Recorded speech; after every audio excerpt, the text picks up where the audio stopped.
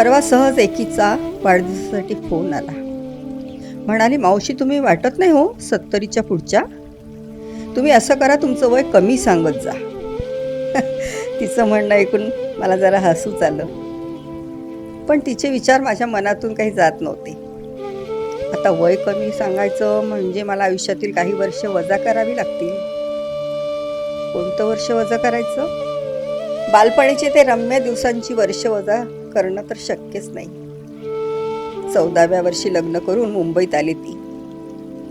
खरं तर लग्न म्हणजे काय हे कळायचं वयच नव्हतं. अगदी खेड्यातील म्हणजे लाईट नाही, पाणी नाही, विहिरीतनं पाणी काढायचे दिवस, घरातील वातावरण सुद्धा शेतकऱ्यांचं. अशा परिस्थितीतून एकदम शहरात आणि तेही एकदम मुंबईत मी हरकूनच गेले होते. ती सुरुवातीची वर्षही नाही वगळता येणार. आई झाली ती वर्ष कशी बरं आयुष्यातून कमी करता येतील? शिक्षण, मी 9वी झालेली, पण मुंबईत आल्यावर MA पर्यंतचा शैक्षणिक प्रवास, D.Edला पहिल्या 5 येणं हे विसरता येईल? पुढे नोकरी व आदर्श शिक्षकाचा महापौर पुरस्कार, हे आनंदाचे क्षण, ते विद्यार्थ्यांचं प्रेम, हे विसरणं तर अशक्यच. मुलांची शिक्षणं, त्यांची लग्न, आजी होणं, ही तर किती महत्त्वाची वर्ष, ही कशी गाळता येतील? स्वतःच्या हिमतीवर घर घेणं. मी साधी प्राथमिक शिक्षिका, पगार ही अगदी कमी, पण अशा परिस्थितीत मी 3 घरं घेतलीत. डोंबिवलीला 1 BHK, वांगणीला व रावेरला बंगला बांधला. मला त्याबद्दल खूप अभिमान वाटतं. मग ही वर्ष मी कशी बरं कमी करू?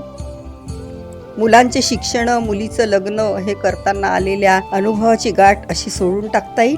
हे सर्व करताना मला खूप चांगली माणसं भेटली. त्यांना वजा केलं तर काय उरेल आयुष्यात? हे करताना आयुष्यात माझी कुठेही कोणीही फसवणूक केली नाही. मला इंग्रजी येत नसल्याने डोळे मिटून मी सह्या करत होते, पण कोणीही फसवलं नाही. हे ऋण विसरता येईल मला? त्या परमेश्वराने मला आयुष्यभर सांभाळलं. हो, सांभाळलंच म्हणेन मी. एक दरवाजा माझ्यासाठी बंद झाला की दुसरा दरवाजा तो माझ्यासाठी उघडत होता.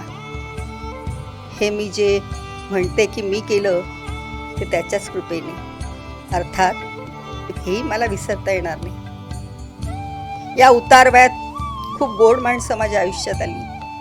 त्या परमेश्वरानेच ती पाठवली. सर्वांकडून खूप प्रेम, आदर मिळाला. हे विसरायचं म्हटलं तरी विसरता येणार नाही. मग तुम्ही म्हणाल की आयुष्यात वाईट दिवस आलेच नाहीत का? ते करा की डिलीट. वाईट खडतर दिवस खूप आलेत या प्रवासात, पण ते क्षणसुद्धा शिकवणारे होते. त्यामुळेच तर मी माझ्या पायावर उभी राहिले. प्रत्येक प्रसंग एक बळ देत होता. कष्ट केले, पण अपयश कधीच आलं नाही. प्रत्येक प्रसंगातून तावून सुलाखून निघाले. मग अशी वर्ष मी वजा केली तर मी कृतज्ञ ठरेन त्या क्षणांची. त्या प्रसंगाचं माझ्यावर खूप ऋण आहे. तेव्हा वय 70, 75, 72 म्हणेन मी, पण त्या 75 वर्षांनी मला जे दिलं त्यातील कोणतेही वर्ष मी वजा करणार नाही. आणि मला आवडतं आजी व्हायला, आजी म्हणून घ्यायला. माझे 3 नातवंडाशिवाय संपूर्ण स्वर्गंधार व एक संवादची मी आजी आहे. व यापेक्षा आणखी काय हवं माणसाला?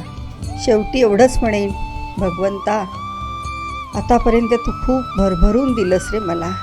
उत्तम आरोग्य दिलं, सर्वच बाबतीत मला स्वावलंबी बनवलं. आता एकच मागणं, शेवटच्या दिवसात परावलंबी होऊ देऊ नकोस रे बाबा. मी आतापर्यंत काय थोडंफार पुण्य कमावलं असेल तर ते याच कामासाठी कामी येऊ दे. भगवंता, हीच प्रार्थना तुझ्या चरणी, हीच प्रार्थना तुझ्या चरणी, हीच प्रार्थना तुझ्या चरणी.